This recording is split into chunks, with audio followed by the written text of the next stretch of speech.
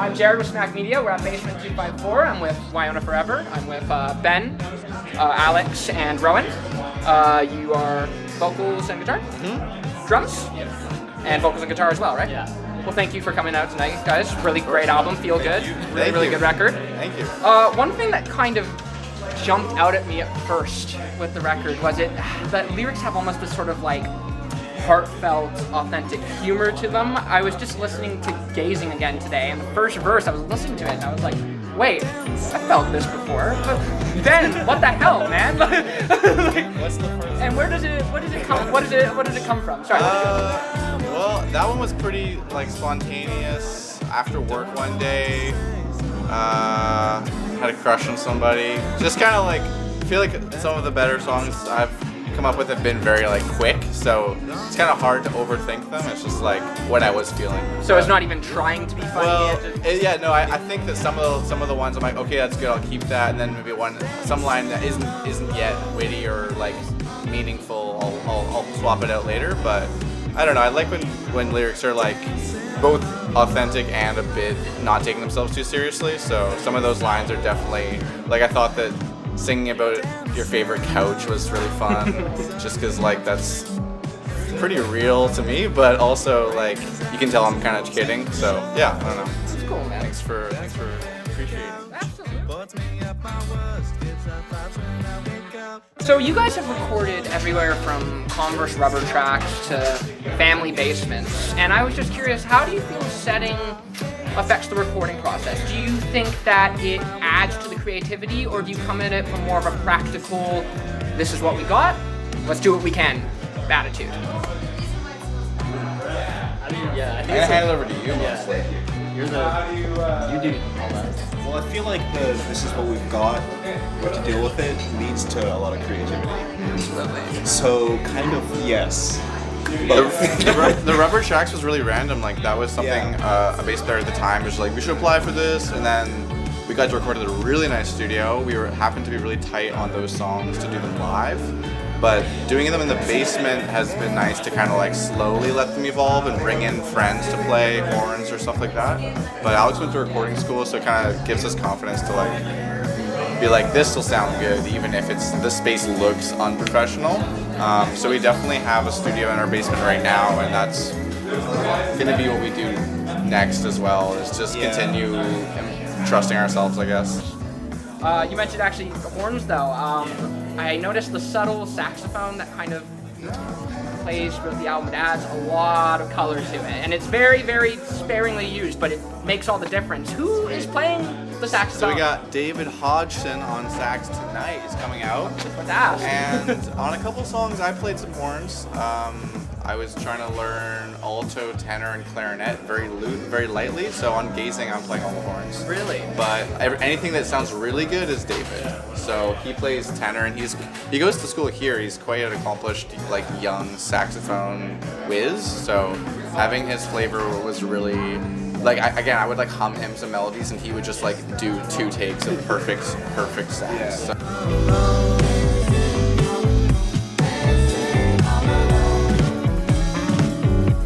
Feel good. I'm curious, what do you think it is about jazz that attracts young musicians to the genre as opposed to more traditional forms of songwriting? I don't know, I feel like none of us are jazz musicians, but I think that just kind of like, generally like the kind of like harmonic things that people associate with that are just kind of like more fun, or just like, there's a lot more like, I don't know, once you start kind of adding those flavors, like it'll just start to sound like that because people are like, oh, There's this like chord, the infamous like major 7 chord, which is just like the jazz chord. I was like, it was my favorite chord before I realized it was in the jazz. Yeah. I think it's kind of an intuitive like warmth to a lot of like those types of chords that when you're learning guitar, you can get kind of bored, and then you steer into that more.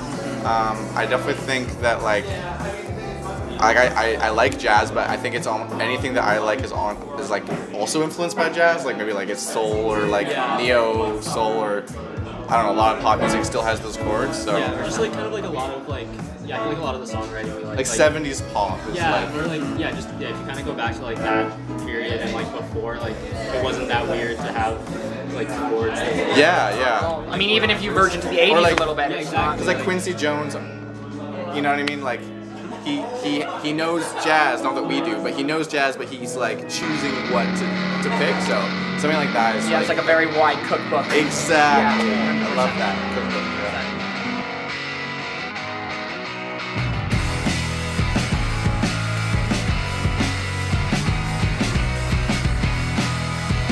The project started as mostly Rowan songwriting, and then we started collaborating, and then we're both doing it, and it kind of just means that we keep things more interesting than if anyone was really in charge. So I try to avoid telling Alex what to play, but you know, we go back and forth.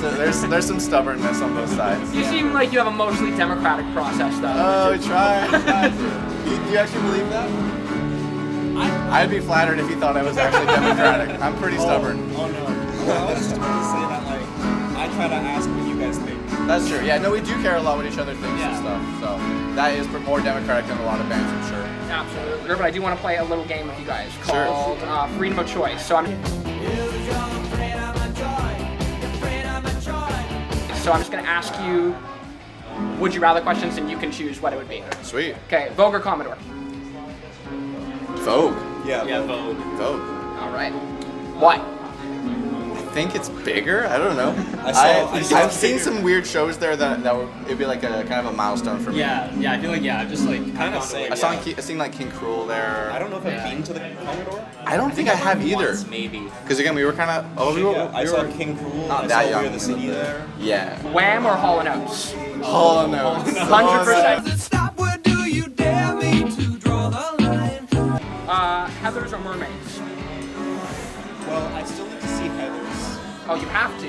and I haven't seen Mermaids, so I feel like Heathers. I've seen are these Heathers. both Winona Forever? Yes. You're more prepared than we were. Hey, man. I don't know. You guys are keeping on your feet, so that's all that matters. Chardonnay or Pinot Grigio? Pinot. It's gotta be Pinot. I heard you say Chardonnay. Oh, Chardonnay. I would say Chardonnay, but It's so sweet though. it's like funky. Okay, I only buy cheap Chardonnay, so it would be too sweet. I'm more of a Shiraz guy, guy to be perfectly honest. But Yeah. Sharknado. Yeah, that's what I said. Chardonnay. And I was like, yeah.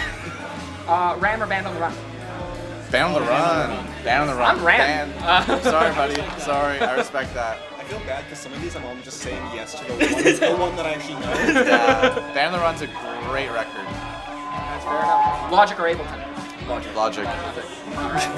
Well, thank you very much, guys. Thank you so Really much. appreciate it. Thank you very much. Great questions. Thank you. know it more than us. All right. Have a great night, guys. Thank you.